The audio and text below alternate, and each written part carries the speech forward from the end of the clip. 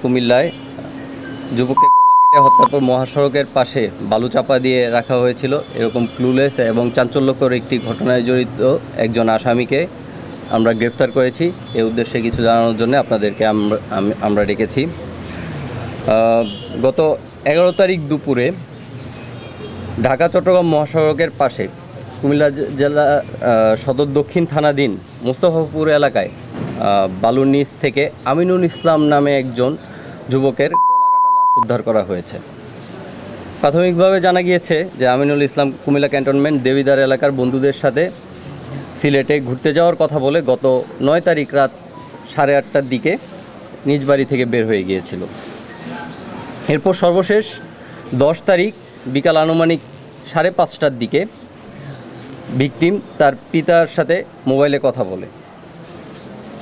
পরবর্তীতে 11 তারিখ দুপুর 1টার সময় সদর দক্ষিণ এলাকার জনৈক ফরিদ উদ্দিন ঘটনাস্থল হুমায়ুন এন্টারপ্রাইজের মালিকানাধীন বালু ভরাট করা উঁচু জমি দিয়ে ফসলি জমিতে যাওয়ার সময় বালুতে রক্ত এবং কিছু একটা বালু চাপা দেওয়া অবস্থায় দেখতে পায়।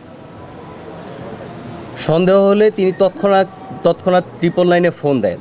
999-এ খবর পাওয়ার পরে কুমিল্লা সদর দক্ষিণ হতে পুলিশ ঘটনাস্থলে যায় এবং স্থানীয়দের লোকজনের সহায়তায় ভিকটিমের গলাকাটা লাশ উদ্ধার করে। উক্ত ঘটনায় ভিকটিমের পিতা বাদী হয়ে একটি সদর দক্ষিণ থানায় একটি মামলা করেন। গতকাল মামলা করেন এবং উক্ত খুনের ঘটনাটি সামাজিক যোগাযোগ মাধ্যমে আপনারা জানেন ব্যাপকভাবে প্রচারিত হয়েছে। এর প্রেক্ষিতে র্যাব তার গোয়েন্দা নজরদারি বৃদ্ধি করে। গোপন সংবাদের ভিত্তিতে গতকাল রাতে র্যাব 11-এর একটি আভিযানিক দল কুমিল্লা জেলার চান্দিনা থানাধীন এদবারপুর এলাকা হতে উক্ত হত্যাকাণ্ডের সাথে জড়িত সজীব পিতা শফিকুল ইসলাম নামক একজন আসামিকে গ্রেফতার করে এবং হত্যাকাণ্ডে ব্যবহৃত একটি হাসুয়া, একটি রক্তমাখা লুঙ্গি এবং একটি মোবাইল উদ্ধার করে। প্রাথমিক অনুসন্ধানে জানা যায় যে এই হত্যাকাণ্ডের সাথে জড়িত অপর এক আসামি সিরাজ চাকরির প্রলোভন দেখিয়ে ভিকটিম আমিনুলকে প্রতারণামূলকভাবে তার কাছ থেকে 10 লাখ টাকা নেয় এবং সিরাজ ভিকটিমকে বিভিন্ন ধরনের তালবাহানা করতে থাকে, চাকরি দেওয়ার নাম করে এবং বিভিন্ন ধরনের কার্যক্রম করে সে তাকে তালবাহানা দেখাতে থাকে।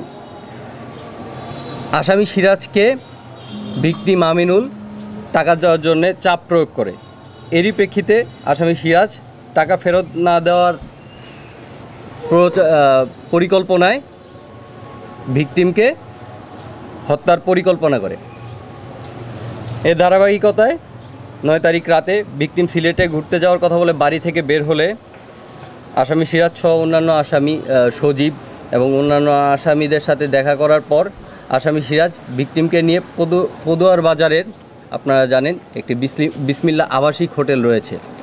বিসমিল্লা আবাসিক হোটেলে তারা রাত্রি যাপন করে, একটি রুমে রাত্রি যাপন করে এবং পরবর্তীতে 10 তারিখ রাতে ধৃত আসামি সজীব সহ আরও 2 জন আসামি ভিকটিমের সাথে কথা বলার জন্যে নিয়ে যায় এবং যে স্থানের কথা বলা হয়েছে মোস্তফা ফিলিং স্টেশনের সামনে বালুর ডিবির এখানে নিয়ে যেয়ে পেছন থেকে গলায় জবাই করে মৃত্যু নিশ্চিত করে এবং লাশ গুম করার উদ্দেশ্যে বালু চাপা দিয়ে ঘটনাস্থল থেকে চলে যায়। পরবর্তীতে আসামিরা আত্মগোপনে চলে যায় এবং গ্রেপ্তারকৃত আসামি যাকে আমরা ধরেছি সজীব, সে প্রাথমিক জিজ্ঞাসাবাদে এবং জিজ্ঞাসাবাদের পরে হত্যাকাণ্ডের সাথে তার জড়িত থাকার কথা স্বীকার করেছে।